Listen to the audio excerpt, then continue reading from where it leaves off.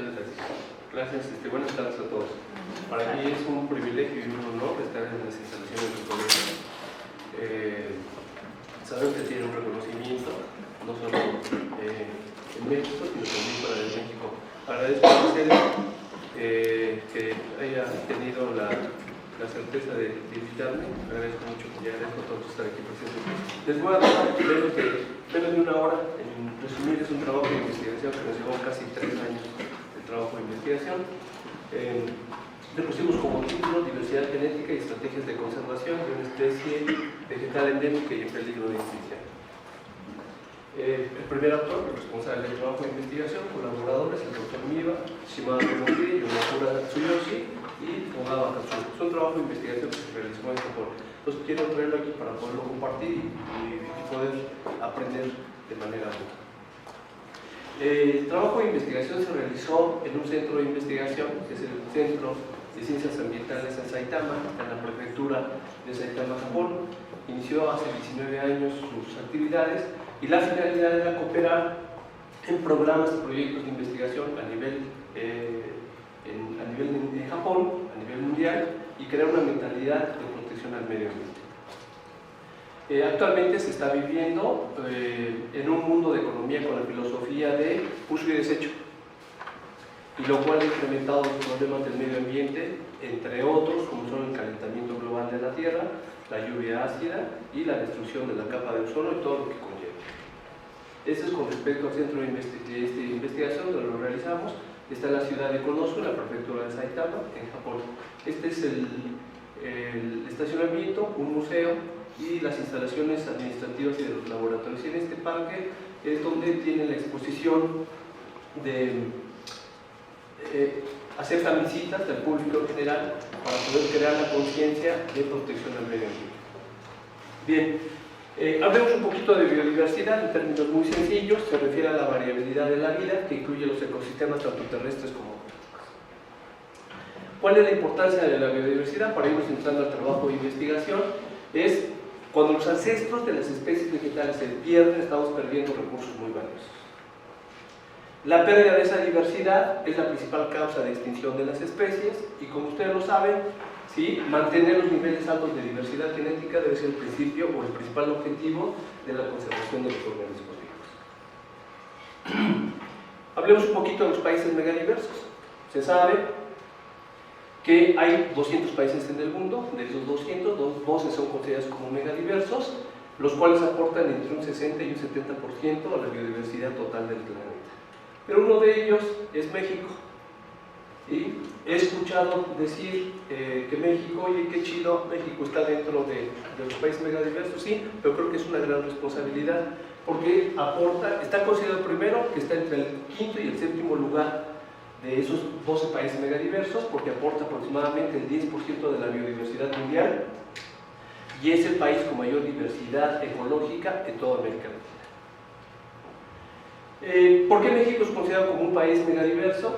Sí, se estima que aproximadamente se han reportado 212.000 especies, sin embargo se han descrito aproximadamente 50.000. Los números que ustedes van a encontrar aquí seguramente pueden cambiar en cada uno de los grupos. El porciento que aparece entre paréntesis con respecto a la biodiversidad total del planeta. Nos vamos a centrar aquí, que es uno de los casos que vamos a comentar con respecto a las plantas. ¿Sí? Importancia global de México y Japón en biodiversidad. ¿Por qué hago este comparativo? El trabajo se hizo en Japón. Entonces quise hacer el comparativo de México, Japón y el grupo de plantas con respecto al país que presenta mayor diversidad en el planeta. Estos son, en el grupo de las plantas, Brasil es el país que tiene la mayor diversidad, 55.000 especies. Este es el porcentaje que representa a nivel mundial. México aproximadamente 26.000 y Japón 2.100. Esto es obvio considerarlo, sobre todo que Japón es aproximadamente 5.3, un país que representa con respecto a México 5.3 más pequeño que México. Entonces, si ustedes lo consideran, es por la posición geográfica que tiene México y las dimensiones que tiene Japón, consideramos que esta es la proporción de las especies vegetales. Bien, en las especies críticamente amenazadas están clasificados los 3 grupos, ¿verdad? Que es los que están en peligro de extinción, y las especies vulnerables. No me voy a adentrar en este rubro, simplemente considerar estos 3 grupos dentro de las que están críticamente amenazadas. Hicimos el mismo comparativo a nivel mundial con respecto a México y con respecto a Japón. Pero el grupo que realmente, en donde lo vamos a enfocar, es en el grupo de las plantas, que es esta parte de aquí. Japón tiene en el libro rojo de Saitama, de la prefectura de Saitama, 7 especies que están reportadas como críticamente amenazadas. De esas 7 plantas, esta es una de ellas, es Lilium maculatum. Aquí es donde voy a centrar mi opinión. Lilium maculatum, variedad mucosanense, en japonés Miyamasukasi yuri, que es considerada como una planta silvestre, endémica y en peligro de extinción, y crece en la montaña de Buko. Vamos a ver ahorita la posición geográfica, entre los 600 y los 1050 metros sobre el nivel del mar, que en japonés es Setsumetsukibu Shukobutsu, que es una planta que está críticamente amenazada. Es una planta que pertenece al grupo de los lilies, tiene un tallo muy delgado, ¿sí? Las plantas de lili que nosotros conocemos son verticales, y cuando emiten los botones o entran en la etapa de reproducción, el peso de las flores y de los botones no implica que el tallo se doble. En el caso de esta especie, sí es lo que hace, que se doble por el peso de los botones, que más o menos están entre 5 y 7 botones por cada uno de los escatos. ¿Dónde se ubica esta especie? Esta es la montaña Buko y se encuentra muy cerca de Tokio, en la prefectura de Saitama, ¿verdad? Esta especie está enlistada en el libro rojo de la prefectura de Saitama como una planta críticamente en extinción. Aquí vemos el archipiélago de Japón, formado por las 4 islas principales, la del norte, Hokkaido, la isla del centro, que es Honshu, y 2 islas al sur, Kyushu y Shikoku. En la isla de Honshu, tenemos aquí, en la prefectura de Saitama, ahí ubicamos entonces al monte Buko. Esta es una especie que tiene problemas para su reproducción. ¿Cuáles son las razones de ellas? En el monte Buko, el cambio de uso de suelo, ahorita lo voy a explicar por qué, ¿sí? Por los monos, roedores, venados, y seguramente tiene un problema de depresión endogámica, lo cual provoca la pérdida de vigor, sobre todo en los problemas de la germinación. Se han encontrado, se han reportado que es menos del 50% de las semillas son las que logran germinar. Esos son los principales problemas. Bien, acerca de los lilies, son originarios esencialmente de Asia, Europa, Norteamérica y de los países bálticos como Estonia, entre otros países. Este es nuevamente el archipiélago de Japón, ¿sí? Y se considera Japón como la isla del tesoro de las plantas de lili por considerar que tiene 10 especies nativas de estas plantas. En la actualidad hay muchos híbridos ya de plantas de lili. Tenemos rosas, rojas, blancas, tenemos amarillas. En el interior podemos tener motas y motas, y generalmente la mayoría de ellas presentan un aroma muy peculiar. Nuevamente nos encontramos aquí Saitama, ¿verdad? En el punto rojo, y esta es la montaña Buko. En la prefectura de Saitama se encuentra el monte Buko, que es propiedad de la Corporación de Cementos Taiheiyo. Preocupados, si ustedes se dan cuenta en las condiciones en las que esta fotografía es de un servidor, estos son los arrozales, estamos en las faldas de la montaña, estos son los arrozales y ahí tomamos la fotografía. Todo esto no es de manera natural, está siendo explotado para la fabricación o la extracción de minerales, para la fabricación de macetas, de cemento, ¿sí? Prácticamente es una fuente muy rica como mina para la extracción de este tipo de materiales. Preocupados, los inversionistas de Cementos Taiheiyo mandaron a hacer un estudio para ver cuáles son las especies que deberían de tener la atención del ser humano, y se encontraron que son 20 maderables las que requieren protección y 45 herbáceas. Esta planta que les estoy comentando es una de estas 45 especies. Bien, ¿cuáles son los factores que favorecen la extinción de esta especie? Es una bulbosa, y si ustedes se dan cuenta, este es un aspecto del bulbo, en la parte del plato basal, donde podemos encontrar la formación en el siguiente ciclo de pequeños bulbos. Pero hay varios problemas que tenemos. Uno, los monos. Al estar en la montaña, en las plantas, en los lugares donde se detectaron estas plantas, se colocaron verjas o jaulas, mallas ciclónicas, ¿sí? Y las cámaras trampa para poder detectar qué es lo que estaba pasando con ellas. Es curioso, pero este tipo de mono, que es el mono de Japón, ¿verdad? Llega la madre con el changuito en su espalda y llega la madre, rasca donde está la malla ciclónica en un espacio suficiente para que el changuito pueda entrar, se lo quita de la espalda, lo mete por debajo, entonces el changuito escarba y las escamas de este bulbo emiten un aroma muy peculiar que es detectado precisamente por ellos. Entonces el changuito rasca, saca los bulbos y se los da por abajo a la mamá.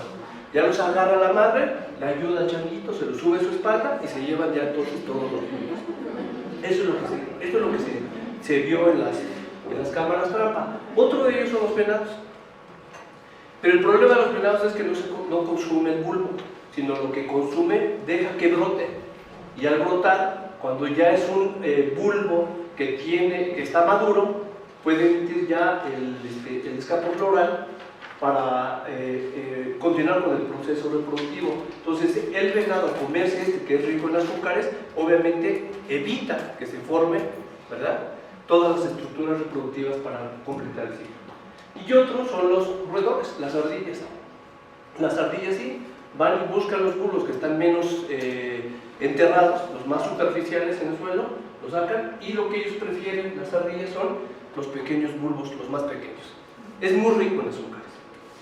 Bien, pero el otro problema es precisamente cada una de las cápsulas, ¿sí?, tiene aproximadamente 250 semillas, y para llegar a la floración tarda aproximadamente entre 2 y 3 años.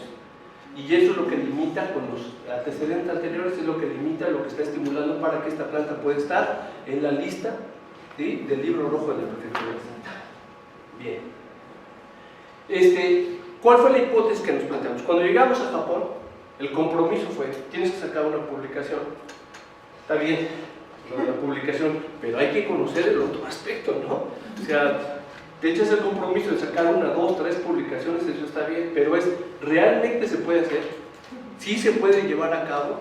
Entonces nos planteamos esta hipótesis con estos antecedentes. Antes de que desaparezca, valdría la pena realizar un estudio de genética de poblaciones, aplicando técnicas moleculares y biotecnológicas para proveer de información suficiente para establecer estrategias de conservación in situ y ex situ, así como para su posible uso del mejoramiento genético. Muy bien, era un reto. Vamos a iniciar. Entonces, los objetivos que nos planteamos fueron 3: realizar el estudio de genética de poblaciones usando marcadores de DNA nuclear y de cloroplasto para poder estudiar la herencia biparental y la herencia materna. Como punto número 2, establecer un protocolo para la regeneración de las plantas in vitro y finalmente poner estrategias de conservación para esta especie. Esos fueron los 3 objetivos que nos planteamos. Los materiales y métodos. En el muestreo, cuando asistimos al Monte Buco para colectar, intentamos retirar una planta y lo primero que nos dijeron es: no ha entendido, es una planta que está en peligro de extinción. Entonces le pido de favor que la respete, no se lo puede llevar. ¿Y qué hago? Le vamos a dar por cada planta que usted encuentre 2 hojas nada más. Y al final los convencimos para que nos dieran cerca de 40 semillas. Entonces todo el trabajo de investigación fueron 40 semillas y 2 hojas de las plantas que mostramos. Entonces, fueron 46 individuos provenientes de 2 sitios, alturas diferentes, que los voy a considerar aquí. Los individuos de la población A fueron 40, a esta altitud fueron colectados 1000 metros, y los individuos de la población B, 6 individuos, a una altitud de 650 metros. Bien. Nuevamente, para que nos podamos ubicar en este punto, ya agrandado el punto de muestreo, ustedes llegan a ver una soga. No soy yo, el que está es el del otro lado, ¿sí?, agarrándose de la soga y haciendo el muestreo. Ese día nos llovió, aquí está, nos ubicaron, ahí está una planta ya agrandada. Esta es la especie que estaba, seguramente en 15, 20 días entraría en floración, y de esta nos permitieron solamente entonces 2 hojas, ni un bulbo podríamos llevar, solamente 2 hojas de cada individuo. Bien. Para el análisis de la herencia biparental, utilizamos el ADN nuclear, y para estudiar la herencia materna utilizamos el DNA de cloroplasto por una técnica que ustedes conocen ya como PCR. ¿Sí? Y para afinar el estudio simplemente utilizamos la técnica de RFLP con los fragmentos de restricción. Entonces partimos de las muestras, 100 miligramos de tejido fresco, que obviamente todo lo que colectamos en la montaña, llevamos las bolsas con hielo, y las íbamos etiquetando y íbamos metiendo el material. Hicimos la extracción del ADN total para poder después referenciarlo con el tipo de primes que utilizamos para la herencia materna, y de esa manera poder correlacionar el origen materno de esta especie y establecer las estrategias de conservación. ¿Sí? A través de la técnica de PCR se hizo la amplificación del ADN, posteriormente los corrimientos ya en las cámaras de electroforesis, finalmente el transiluminador para poder identificar los fragmentos amplificados. ¿Sí? Bien, cuando iniciamos el trabajo y poder estar ciertos de que lo que queríamos era buscar el origen genético del progenitor femenino, este fue el planteamiento en el que nos basamos. Tenemos dos progenitores A y B. Progenitor A amplifica un fragmento hipotético, el progenitor B un fragmento también hipotético en diferente lugar, de diferente tamaño. Utilizando el progenitor A como hembra y en esta cruza como un macho, y luego viceversa, el B utilizarlo como hembra y A utilizarlo como macho. Lo que se debe de encontrar es que en este tipo de cruza el fragmento que se hereda es del progenitor femenino. Y cuando se utiliza el progenitor femenino, el B, vamos a encontrar aquel fragmento. Entonces la conclusión a la que se llega es que el DNA del cloroplasto solamente se encuentra en el óvulo, y esto nos puede permitir entonces determinar el origen materno de los individuos que estamos mostrando. Bien, para la evaluación de la herencia materna utilizamos 16 iniciadores de cloroplasto, pero de esos 16, 4 nos amplificaron, que son los que estoy mostrando aquí: SHO-20 más 21, el SHO-19, SHO-22, el S1 y 2 y el CD1 y 2, en combinación con 6 enzimas de restricción para poder amplificarlos. Estas son las enzimas de restricción. ¿Sí? Para el análisis del ADN de cloroplasto y poder determinar el origen materno, las combinaciones que se hicieron con los iniciadores y las enzimas de restricción, en estos momentos les voy a colocar, van a ver dos imágenes, que es las que tienen un círculo, que es donde la enzima cortó, y donde viene la X es donde la enzima no cortó. ¿Sí? Les voy a mostrar más adelante las fotografías para que lo puedan ver. Para el análisis del ADN nuclear y poder determinar la herencia biparental, para saber si realmente esos ejemplares se estaban reproduciendo o no por semilla, entonces utilizamos esta técnica, ¿verdad?, de las simples secuencias repetidas. Utilizamos 5 iniciadores que tienen esta característica dominantes, es decir, el fragmento lo puede amplificar o no. Utilizamos 5 con un ancla diferente. Ustedes están viendo la secuencia motivo, CT, citosina, tiamina, y el ancla en todos los casos fue diferente. Y con ellos no tuvimos ningún problema y logramos la amplificación de los fragmentos. Para el análisis estadístico, partiendo de esos antecedentes, entonces el número total de bandas amplificadas con los iniciadores del ADN nuclear y el número de bandas comunes fueron usadas para producir una matriz binaria 0,1, donde el 0 es la banda frente y 1 es la banda presente. Y estos datos fueron usados para poder construir un programa empleando este programa POUT. Vamos a entrar a la parte de resultados y discusiones. En el análisis de la herencia materna para poder determinar el origen materno, ¿sí? Lo que vieron en la gráfica anterior ahora lo ven ya con las fotografías después de la amplificación. Y si ustedes se dan cuenta, en donde aparecen los recuadros en rojo, en el carril derecho está nuestro control, que es donde no se utilizó la enzima de restricción. Y si ustedes se dan cuenta, aquí no cortamos el ADN. Y en el resto de las muestras, por ejemplo aquí, está cortando todas las muestras de ADN en los 46 individuos que utilizamos. En los que vienen en rojo, si se dan cuenta, en el carril derecho, ¿sí? Nuestro control aparece exactamente al mismo nivel o del mismo tamaño los fragmentos amplificados, ¿sí? Porque no cortó la enzima de restricción. Y eso simplemente, las enzimas de restricción, era para poder ver si era posible hacer más fino el estudio. Esa era la finalidad. Que encontráramos un fragmento que muy probablemente no logramos ver aquí, pero al hacer ya con las enzimas de restricción, lo pudiésemos, al hacer los cortes, se pudiese visualizar con mucho mayor precisión. Y eso fue lo que ocurrió. Eso fue lo que pasó. El resto de las muestras o de los recuadros donde aparecen las flechas en amarillo, todas estas combinaciones funcionaron. Después de este screening de la enzima de restricción con nuestros marcadores, lo aplicamos a las 16 muestras. Y estos fueron los resultados, ¿verdad? Donde logramos, sin enzimas de restricción, no cortamos el ADN, y en el resto, utilizando estos iniciadores con la enzima de restricción, logramos entonces que cortara nuestras muestras en 2 fragmentos. Encontramos igual, sin enzima de restricción no hay el corte, y en el resto de las muestras encontramos que lo pudiese cortar 3 fragmentos logramos, y hasta 4 fragmentos. Entonces, todos los individuos analizados de esta especie fueron virtualmente idénticos en cualquier combinación, iniciador-enzima, observando 2, 3 y 4 fragmentos, como en este caso 2, 3 y 4 fragmentos. Pero prácticamente todos fueron iguales y no encontramos diferencia. Ahora hay que interpretar el resultado. Hasta ahí la talacha. Después de eso, pues habría que interpretarlo. ¿Y la interpretación cuál fue? Que son materiales cuyo origen materno es muy similar. Es decir, los ganas de polen vuelan, pero los óvulos no. ¿Sí? Los óvulos no. Entonces, seguramente en todas las especies, debido probablemente a un problema de depresión endogámica, las plantas se están reproduciendo utilizando entonces la herencia del progenitor materno, porque es muy similar. ¿Verdad? Bien, en los resultados del análisis de cloroplasto muestran que los 46 individuos analizados tienen el mismo patrón de bandeo, y eso sugiere que su origen materno es muy similar. Y si se dieron cuenta, a pesar del resultado que fue muy conciso, estamos utilizando o sugiriendo el término similar.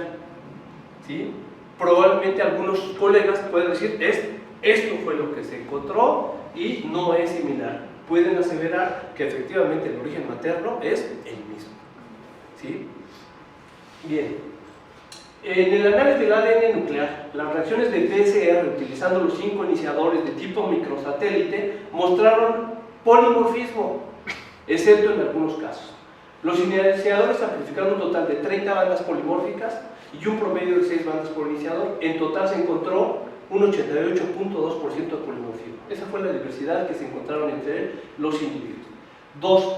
Los 46 individuos muestrados tienen diferentes patrones de bandeo con los 5 iniciadores evaluados, excepto 2 individuos, que les voy a mostrar, el 7 y el 8, lo cual sugiere de los 46, estos 2 individuos probablemente no vengan, su origen no sea,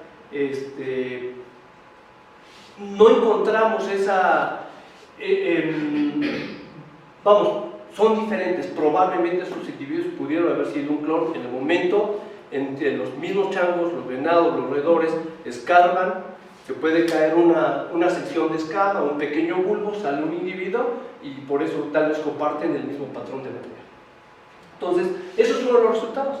Y encontramos que el individuo 7 y 8, en todos los casos mostraron el mismo patrón de bandeo, y en todos los demás, los 44 individuos, hubo polimorfismo, hubo diferencias genéticas.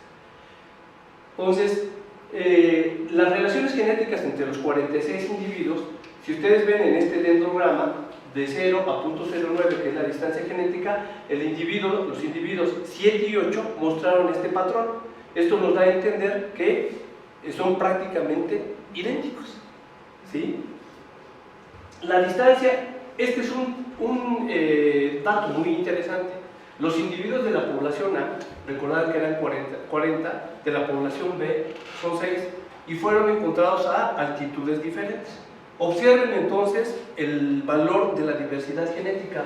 Para aquellos individuos en esta altitud, ese valor de 0.22 con respecto a los individuos en una altitud más baja, 0.3, nos está sugiriendo que muy probablemente los individuos que se encuentran a mayor altitud tienen mayores probabilidades de sobrevivencia.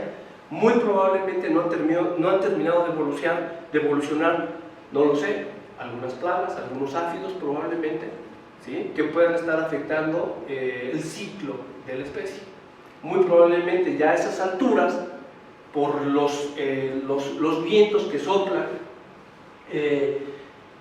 las temperaturas que están registrando ya a esta altura en la montaña pueden ser de entre menos 12 y menos 18 en el invierno. Las capas de hielo son más grandes, entonces eso probablemente sea una limitante, ¿no?, de la evolución de algunas plagas. Probablemente ese también sea un factor para que los monos y los venados no tengan acceso a aquellos individuos que se encuentran a esta altura. Bien, ¿cuáles son las conclusiones? Los resultados del análisis del ADN de cloroplastos sugiere que el origen materno de los 46 individuos muestrados es muy similar, muy cercano. La segunda conclusión: los resultados del análisis del ADN nuclear sugieren que los individuos no son un clon y se reproducen prácticamente por semilla. El tercer es que los individuos de la población colectados a esta altura, 1000 metros, tienen mayores posibilidades de sobrevivir por presentar mayores valores de diversidad genética. La otra estrategia era la propagación de la especie por cultivo de tejidos vegetales y devolver parte de ese material a su lugar de origen. Y finalmente, programas de conservación in situ, como la creación de zonas de reserva o bancos de germoplasma. En función de eso y por el tiempo, ¿sí?, tomamos en consideración principalmente este punto. ¿Qué fue lo que hicimos? Fue un ensayo muy sencillo por cultivo de tejidos vegetales, donde evaluamos secciones de raíz. ¿Sí? Hubo un alargamiento, la zona pilífera, como ustedes podrán observar, hubo un alargamiento, pero no hubo diferenciación, no hubo regeneración de plantas. Utilizamos secciones de tallo, utilizamos discos de ovario conteniendo óvulos, utilizamos secciones de hoja y finalmente utilizamos microescamas. Este es para que se pueda ver la proporción del tamaño de este tejido con respecto a la moneda de denominación más baja, que sería la de Muller. Muy bien. El ensayo que propusimos, dado que nos habían dado muy poco material, recordarán, 2 hojas para el estudio y 40 semillas, entonces propusimos un ensayo muy sencillo: evaluar 4 combinaciones de auxina y del tridiazurón como citoquinina en luz y en oscuridad, en la presencia de carbón activado. Logramos encontrar que en la presencia de luz o bajo condiciones de luz, un fotoperiodo de 16:8, encontramos este fue el valor de 6 escamas en este tratamiento, con 2 miligramos de leucina, ácido naftaleno acético y 0.5 de tridiazurón. ¿Qué fue lo que hicimos? Bien, entonces, a partir de las semillas que nos dieron, las sembramos. Me parece que 3 o 4 meses después, cuando logramos ya plántulas pequeñas, extraímos los microbulbos. De esos microbulbos los seccionamos y los establecimos en el laboratorio, y a partir de ahí hubo una regeneración de brotes, la regeneración de muy bien el medio cultivo, prosperaron muy bien el medio cultivo, logramos regenerar plántulas entre 12 y 15 centímetros de altitud con un buen sistema radical. Posteriormente se adaptaron y se pusieron en el exterior en todas estas macetas. Ustedes pueden ver que todas las plantas que sacamos entraron en floración. Ya tenemos las plantas en floración. ¿Ahora qué hacemos? Muy bien. Este esquema nos permitió regenerar más de 2.500 plantas, y de ahí tomamos la decisión de tomar 1.000 plantas de aquí y llevarlas, como lo habíamos propuesto, regresarlas a su lugar de origen. Entonces, aquí tenemos un trabajador en la montaña Buco. Aprovechamos los hoyos que había, el sustrato que había, y solamente llevamos el material, lo establecimos. Es un trabajador japonés, y meses después entraron en floración en la zona escarpada de la montaña Buco, de las 1.000 plantas que llevamos. Estos resultados se presentaron en una conferencia de prensa. Los resultados que se presentaron, ahora ya es el emperador, me parece que hace 1 o 2 semanas, ¿verdad?, ya tomó posesión el emperador Naruhito. Se presentaba con el presidente municipal y el gobernador de la prefectura de Saitama. Aquí estamos muy cerca del actual emperador. Esta fotografía fue histórica, porque a pesar de que estuvo estudiando en Inglaterra, nos estuvieron preparando de lo que no deberíamos de hacer. Y una de las cosas que no deberíamos de hacer es darle la mano y no acercarnos a menos de 1 metro, porque al hablar podría salir parte de la saliva y lo podemos contaminar. No podríamos utilizar el baño donde él iba a usar el baño, no podríamos usarlo. Y fue curioso, cuando él estuvo cerca de mí, todos los guardias de seguridad que están atrás de estas personas, ellos son los políticos, nos hacían señas. No puedes sacar el papel, puedes hablar 7 minutos, vas a hablar en japonés, pero no puedes sacar tu acordeón. No puedes intentar decir voy a sacar una fotografía ni sacarte una selfie. No puedes darle la mano. Y la referencia no debe de tener un ángulo ni superior ni menor a 45 grados porque es una falta de respeto. Las manos no pueden estar tapando genitales, deben estar a los lados. Y la reverencia debe estar en este sentido para mostrar respeto, por favor. Pero cuando él llegó, me dio la mano. Yo no sabía qué hacer, así es que le correspondí y le di la mano. Lo que les acabo de explicar lo presentamos ahí con el emperador, y esto es de lo que se hizo el ensayo en cultivo de tejidos vegetales. Esto fue lo que se hizo. Bien, los medios informativos, el evento fue cubierto por 5 empresas televisoras y los periódicos Yomiuri, Shimbun es periódico, Yomiuri, Asahi, Saitama y Sankei fueron los periódicos. ¿Sí? Salió en las noticias, les voy a pasar un video que dura como 50 segundos. ¿En japonés? Está en japonés, pero las imágenes son muy explícitas. 明日の全国障害者スポーツ大会の開幕を前に、皇太子殿下が今日来県されました。皇太子殿下は午前10時半過ぎ、上越新幹線で熊谷駅に到着され、上田知事らの出迎えを受けました。皇太子殿下のご来県は今年4月以来7ヶ月ぶりです。皇太子殿下はこの後、喜斎町にある環境科学国際センターを訪れ、秩父の武甲山だけに自生しているミヤマスカシウリの遺伝子を解析し、人工増殖する研究について、担当者からの説明を興味深くお聞きになっていました。皇太子殿下は明日、熊谷スポーツ文化公園で行われる全国障害者スポーツ大会の開会式に出席されます。Eso fue todo. Esta es una fotografía aérea del centro de investigación donde realizamos este trabajo de investigación. Los que participaron, el doctor Miwa, el doctor Ogawa, que es el jefe del departamento, el doctor Shimada y el doctor Yonekura. El que estuvo muy cerca de mí es el jefe del departamento, el doctor Ogawa y el doctor Miwa. Ese es el trabajo. Muchísimas gracias.